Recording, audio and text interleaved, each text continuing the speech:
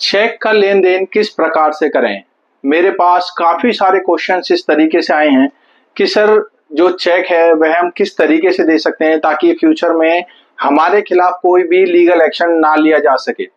तो दोस्तों मैं आपको एक चीज क्लियर करता हूं कि जब भी आप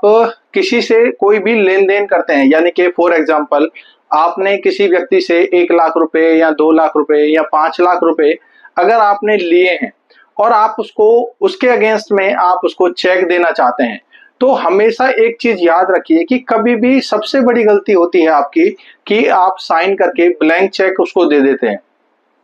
और कई बार ऐसा भी सामने आया है कि जब भी किसी व्यक्ति ने मान लीजिए जो पैसे उधार लिए थे, मान लीजिए 1 लाख रुपए उधार लिए थे और उसने एक ब्लैंक चेक सामने वाले को दे दिया, उस पर साइन भी कर दिए, लेकिन उसने उसमें से 20,000 30,000 रुपए कई बार कैश में उसको वापस कर दिए। लेकिन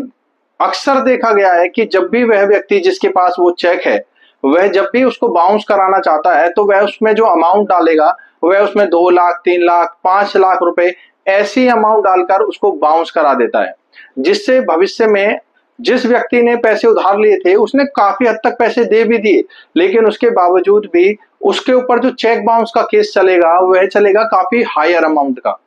तो दोस्तों इस चीज का विशेष ध्यान रखें कि जब भी आप किसी को ब्लैंक चेक देते हैं या फिर आपने किसी से ट्रांजैक्शन की, किसी से पैसे उधार लिए, तो आपको उतनी ही अमाउंट एटलीस्ट कम से कम अमाउंट भरकर तो जरूर दीजिए,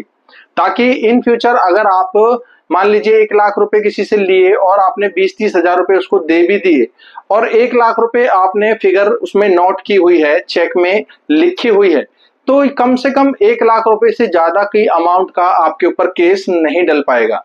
तो जब भी आप किसी से लेन देन करते हैं पैसों का, तो इस चीज का विशेष ध्यान रखें। तो दोस्तों मैं आशा करता हूं कि मेरे द्वारा जो जानकारी आपको दी गई है आप उस पर गौर करेंगे और इस तरह की गलतियां बिल्कुल भी ना करें, क्योंकि हम अक्सर कोर्ट में देखते हैं कि भाई व्यक्ति ने 50,000 1 लाख 2 लाख रुपए लिए थे, लेकिन जो चेक बाउंस का केस डाला गया वो 5 लाख का डाला गया। तो इस तरह की जो घटनाएं होती हैं उसका आपके ऊपर बहुत ही गहरा असर पड़ता है। तो जब भी आप किसी व्यक्ति से उधार लेते हैं या फिर कोई भी लेन देन करते हैं तो ब्लैंक चेक बिल्कुल भी ना दें। आई होप आपको क्लियर हो चुका होगा।